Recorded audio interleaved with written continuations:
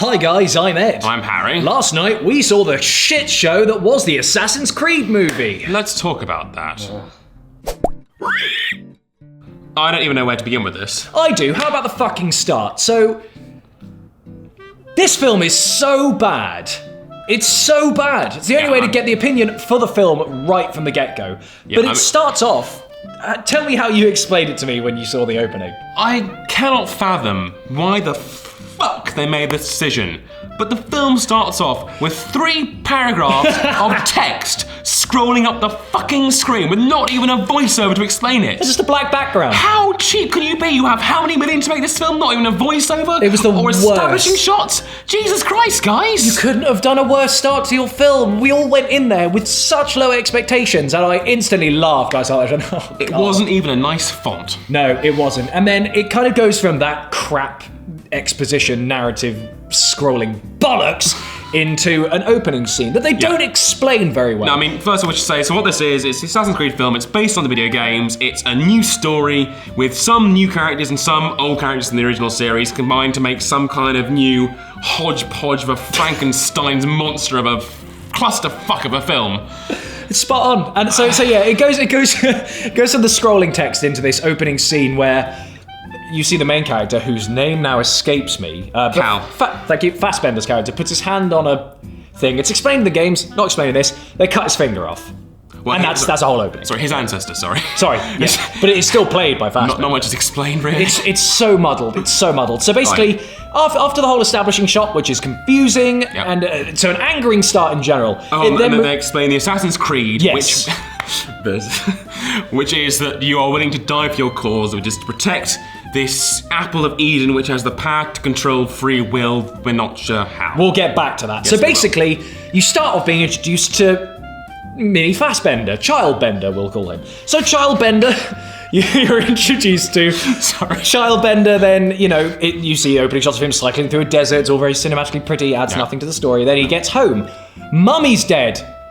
Spoilers. I should mention, this is going to be riddled with spoilers. I mean, that happens in the first 5 minutes. Yeah, I mean, frankly, nothing I say is going to ruin this film for you. It's crap. So basically, Childbender gets home. Mummy's dead. Who killed him? Daddy did. Yeah. Daddy's an assassin. Gasp. Gives him some really crap, redundant dialogue like, hide in the shadows, live in the shadows. And that's it, he just runs away. And then we grow up to adult Bender. Yeah. And he's now in death row because he's killed someone, which they don't go into until about 3/4 of the way through the film. They briefly mentioned that he killed someone who was a sex offender or something, and it was like, but again, 3/4 of the way through the film. They start off, he's just on death row. You go, why? What have you done? Are you a bad guy? Is that redeeming? I don't think so. Anyway. But yeah, so then he gets killed. He wakes up in this, the research center, again, whose name escapes me. This film, it's so angering that it's blinded everything. And he meets Marion Cotillard's character, who essentially explains to him the plot, which is that his ancestors are the assassins, and they need to, put him through these memory things so they can figure out where the Apple of Eden is to retrieve it, because they're the good guys, apparently, even though they're all really fucking shady looking in an evil looking building that's very pale, and everyone looks ill or security guard or dead. Okay, sorry, we'll get to that. We'll get back to that. So basically, he then gets introduced via all this crap and via all this, you have his ancestors' blood in you, and basically he then gets put in the Animus. Now the Animus, for those of you who don't know what the Animus is, it's the machine that basically the guys in the game get into. It synchronizes their bloodline and their memories with the brain and the bloodline of their ancestor, and then they are seeing and engaging in the past. Yeah, now in the game series, it's like almost coffin-shaped kind of futuristic kind of device. Like an Avatar. Yeah. Like an Avatar. And it's like that. For the movies, they changed it, and this is actually one of the biggest strengths the movie has, is that it's now sort of this big kind of GLaDOS-like robotic arm where he actually moves about and does the physicality of the people in the game. And which is way more interesting. This divided people for some reason. They were like, oh, but it's not the Animus. Yeah, it's not the Animus, because the Animus is an isolation tank, and that'll look boring as fuck in a film. In this, you get to see him, he's basically, he can't see what's happening in the real world, but he's seeing, this other stuff. So wherever he's running, he's being lifted up, and it just looks great. It adds these really cool shots where he's ducking and rolling. And I should also mention, the stuff in the Animus, despite how bad this film is, all the assassin sequences in the Animus are exceptional. They're spectacular. They look phenomenal. The setting looks great. It looks really realistic. The action sequences are so well choreographed. There are some amazing stunts. There's a problem with that, though, isn't there? Which is? What's the point of Assassin's Creed? To be subtle. And stealthy. None of that happens. It's just you jump on in and... Well, not until the big climax of the film, but we'll get to that as well. So basically, like, you mentioned briefly that these, the good guys who were, who have a lab where they keep people like lab rats, they're always going to be great. It's suddenly revealed, 10 minutes in that they're Templars. I mean... What? Of course they are! Was this supposed to be I'm genuinely curious. Was this supposed to be a twist? Because it acts in the film like it's a twist. Like the evil, shady, bad-looking guys are the bad guys. Was that supposed to be a surprise? Because it's not surprising. There was no doubt in my mind from the start of the film to the end of the film, they're clearly the bad guys. And I'm lost for words. The next thing I should say, so the Animus is, it's such a big deal, and he has to keep going in and out of this thing. Sometimes he gets taken out because of desynchronization or something. Sometimes they pull him out. It's never really explained what the side effects of that are until one time he gets pulled out and he has a full-on fit, a seizure. He's foaming at the mouth, and they're like, "Get him down, get the medics!" And then he gets put in a bath in a crucifix position. That they just gloss over that, and then he goes, "What happened? Why can't I feel my legs?" She says, "You had a neural split." What's that? I don't know. They don't fucking explain. They just say it and hope you know. You had a neural split. We saved you, but not this time. So then later they introduce you to this ward of people who have all been neural split. They've all had Animus accidents. And literally, they just go in. They're all zombies. So I'm like, oh, okay, so that's what happens. It pulls you out and it completely fucks your brain. But then he meets his dad in there. God, I forgot about who that. killed his mum. And they have a full-on chat! Or did he? That's the thing. Because the father explains that no, he was going to kill the mother and had his knife to her throat, and then she killed herself for him. So he wouldn't have to have the pain of killing her, and it was all to save her from having to be treated evilly by this evil corporation. And he didn't do it to the son, he let the son run away, because that was somehow better. But the point of all this is that they're meant to be brain dead. How can he explain all this? I don't get it. I don't understand. Anyway, alright, So he decides to go back into the Animus and retrieve this apple thing through the memories, and he does it, and then of course there's a big, well, not twist, but turns out they're the evil guys, and they go off to retrieve the apple, and he's like, right, I'm clearly a good guy, and for some reason all these other people that are brain dead, they're all also good guy assassins. We're gonna get together and try and save the day. It's so muddled. And then we come to the climax of the film, which happened in, I shit you not, about 5 fucking minutes. Oh god. Literally, it's the big climax of your film. So, he tracks these guys down to the evil place where, people are controlling the world, which is the Masonic Lodge in London. Yeah, very good guys. Very good guys. Well done. Never been done before, Jesus. Freedom versus security, what's better? And there's all this really confusing, muddled dialogue in there between Coulthard's character and Fassbender. And then he kills Jeremy Irons' character. Sorry, before we do so Coulthard's character is Jeremy Irons' daughter. Yeah. And obviously Fassbender meets her and she's like, I'm gonna let you kill my father because he's a bad guy, I'm discovering now. And she lets him kill Michael Fassbender. He does in 5 minutes, just slits his throat. That was the only cool assassiny bit. And then he comes out and she's like, oh my god, you killed my father. I'll swear revenge on you for the sequel. You're not gonna get a sequel, get over yourselves. It's so complicated, what was the point? And, so before he kills her, before Fassbender kills Irons, he's holding up the apple. What even happens there? They're like, all this aura magic starts coming out. It's meant to control free will. Why are you getting it out? Wouldn't that then control the free will of everyone in the room and therefore defeat the purpose of what you're doing? I don't get it. I need a break. Sorry, feeling better. No. Okay. So plot dire plot. So let's move on to other things. Let's stop talking about the plot now before I lose my temper again. I can't fathom that that's the best they can come up with. No, try fucking harder, guys. It's so bad. I understand, like, when you're adapting a video game series, you have to sometimes change things to make it more accessible to people that haven't seen the series.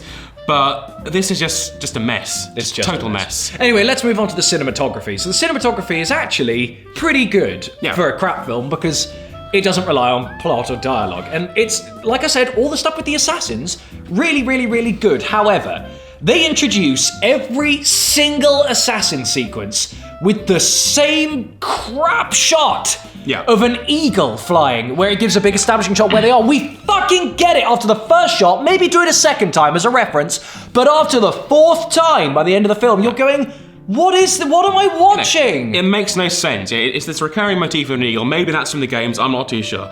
But it is just so jarring that you see Fassbender's character going to the animus, you think, okay, we're going to see him wake up in the past, but no. Then it always cuts that establishing shot. It takes you out of the action, and you need to just re-establish yourself. It's such a poor choice on the filmmaker's part. I just don't know why they go for that. It's ridiculous. Honestly, some of the compositing, for those of you who don't know what compositing is, it's kind of the way you take several images and green screen them and, key them over the top of each other to make those big sequences where it was filmed in a green screen and then it looks like they're falling off a building. Yeah. It's dreadful. I've never seen worse effects in keying. Yeah. I think there's genuine moments where you see bits cut off them. There's bits where the perspective of the building that they're falling off or climbing isn't quite right with them.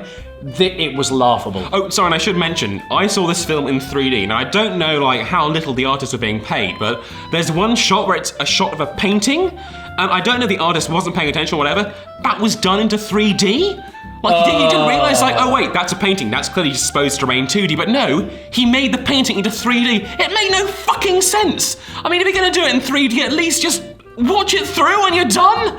What was the... We need another break.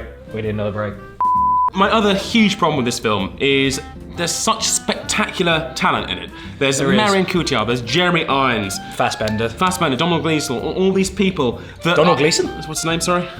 Brendan Gleeson, sorry. That's the one, yeah. All spectacular actors, and they're so wasted in this film. And the other thing is that they're such different actors, it's jarring. Cotillard has such a strong French accent, yet she's supposed to be the daughter of Jeremy Irons. It makes no sense.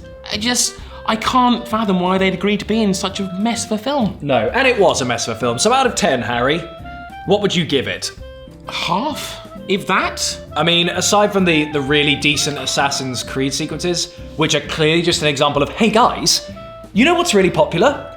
Assassin's Creed. You're right. We should film some really high-budget Assassin's Creed action sequences. Yeah, let's do that. Yeah. So they did that, and they went, oh my god, these look great. And then someone went, hang on, how do we make this into a fucking movie? And some dickhead in the corner, writing on a soggy napkin, loose plot points, kind of went, something like this? And then they went, yeah, fine, fuck it. I just understand how they had so long to make this film, and that's the best they could come up with. I mean, the rumour goes that because apparently Ubisoft, when they were giving away the movie rights, said we want to be involved with this, and maybe that's what But that should be a good thing, shouldn't it? Because they own the... Well, thing is, I don't know what we were fucking expecting, because no video game movies have ever been good. Can you name any that have been good? Lara Croft was all right. I disagree. I mean... I don't think those are good movies at all. I think they're very easy watchable early 2000s Tosh movies that you can watch on an airplane or a hungover day, but they're bad. Silent Hill, it's a shit film, but kind of watchable. Prince of Persia was all right. Again, but I think that's what it's a bad movie, but I think it's watchable. Yeah. This one, it's just everything makes you go, oh, it's what? It's not even watchable. What franchises would be good? Because I can't... There's so many in development now, aren't there? Oh my god, I mean, I've got a list here somewhere. You've actually got a list of them. So basically, so many are in development because of things like Assassin's Creed, and everyone's getting so mad for it that it's becoming worrying. I'm getting to the point where I'm now going, what are they going to do? What are they going to destroy next? Because let's think about the ones that there have been. Super Mario Bros. Movie. Well, that was alright. No. Then there's all these kind of other ones like Street Fighter or Final Fantasy films that were just... They were terrible, and I can't think of any... I mean, they're trying to make Pokemon with Detective Pikachu. They're doing a Shadow of the Colossus movie. They're doing a God of War movie. Don't do Shadow of the Colossus. They're doing Portal. You know, they're doing a Sonic the Hedgehog film. No! Splinter Cell, Sky Cooper. No! They just won't work. It's... Just don't bother. Don't waste your time. They work so well as games. They won't work as films, or at least they won't work if you fucking do them. Why do these people... I don't know what they're thinking. They must know there's a track record of terrible game movies. So when they're making arguably one of the most popular and well-revered kind of franchises names, you know the name Assassin's Creed, even if you don't play games. When the PS3 first came out, it was a huge thing. And they just fucked it. And I'm just thinking, what was going through the heads of the people involved going, does this work? No? Well, fuck it, who cares? Well, we do. Everyone who fucking watched it. It's just that old cliche of that, like, when a studio interferes with something that they don't understand, and you really hope that isn't true, because you think that, you know, they'd be able to have a good influence on each other and come up with a good film, because there's a great film somewhere lost in this series and the film we saw, but it just wasn't it. And until people can figure out to stop messing with the lore of a game, or it's just not going to happen. You're absolutely right. Guys, let us know in the comment section below what you think would make a good film. Let us know any other kind of video game movies that you liked, whether they were good or not, doesn't matter. Did you enjoy them? They're all pretty consistently bad. But let us know, what do you like? What would you like to see? Are there any video game movies in development that you're actually looking forward to? Let us know. We'd like to hear your thoughts on it. And have you seen Assassin's Creed the film? If so, fuck off. Yeah. And you waste. I can't. We can't, and I'm sorry that we couldn't really do this. We're so angry about this that we got out of the cinema at the same time. I wanted to do a video there and then, but we couldn't. So we had to do this today. I'm sorry that it was an angry, rage-filled rant, but really, this was a bad film. I'm not normally like this. I try and see the good in every film. I mean, for fuck's sake, I liked Fantastic, but I can't even...